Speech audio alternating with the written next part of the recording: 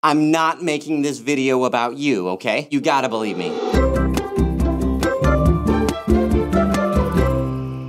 So that was a little thing I like to call preemptive paranoia. Basically, that means that I'm paranoid that you might be just as paranoid as I am. I probably spend about 90% of my time worrying about something. And just when I think my paranoia is under control, I start thinking that maybe I'm just tricking myself into believing that I'm okay and everything isn't okay. That's when things get really crazy. Now, when you think of paranoia, perhaps you think of somebody who's worried that somebody's following them all the time. Now, I don't think I've ever had that worry. I guess mine is more of a sympathetic paranoia, and I can't quite figure out if that's a good thing or not. I mean, on the surface, it seems very well intended, but then it sometimes interferes in several aspects of my life. So here is 4 places I've noticed it. While I'm driving, I'm paranoid about people thinking that I'm following them. Oh no, I think that guy in front of me thinks I'm following him. I better make sure. Hey, mister! Hey, I'm not following you. I just... No, come back! I said I'm not following you, come back! I even do this when I'm in front of somebody. Alrighty, here's my exit, and oh no, the guy behind me already put on his signal. I'll take the next exit. I think I'm gonna be late for work. See, I don't know. Number 2. Well, parking. So when I go to the supermarket and I'm trying to park and I see an empty spot close to the front, I usually hesitate to park there because I think, well, I'm a able-bodied young man with nice strong legs. Oh, yeah.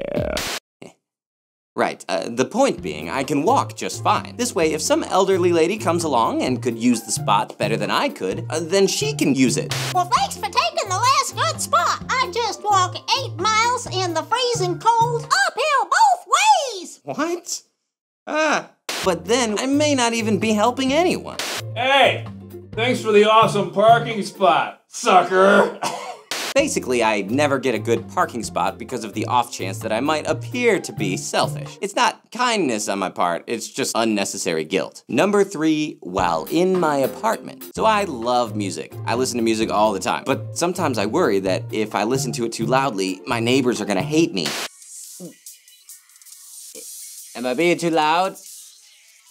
Hello? Well, if so, I'm sorry. I'm probably being too loud. I'll just stop listening. Also, there's a spot in my apartment that I avoid because it creaks when you step on it. I just know my downstairs neighbor has a brew, but he's waiting for me to step on it so he can pound on it and tell me to keep it down. Number 4, at birthday parties. This is a weird one. This actually goes back to when I was a kid. I would be at a birthday party and I couldn't really enjoy it because I was always worried that somebody would think that I thought that the birthday presents were for me. So I would go out of my way to make sure everyone knew that I understood that I was not going to get a present, and that was perfectly fine with me. Here you go, Jimmy. I just love giving gifts. It's truly better to give than to receive. Now, Kevin, none of these gifts are for you. Yes, I know that. I just... Kevin? Oh, there's that weird feeling you get when you're telling the truth, but your voice sounds like you're lying.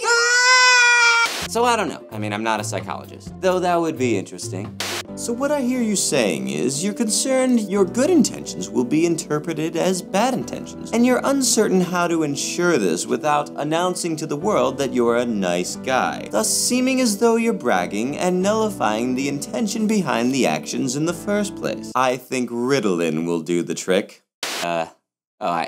I thought there was gonna be a punchline there. Though I do suppose that imaginary psychologist Kevin did make a good point. There is no way to know how others are going to interpret your intentions. And sometimes you do find yourself in a no-win situation, and the risk of others thinking bad of you is unavoidable. I guess the best thing we can do is go through life being considerate, to a reasonable degree. Plus, you can't let the blame of every misunderstanding fall on you. And sometimes your worries are just silly. Yeah, they're silly. What am I worried about? Be quiet!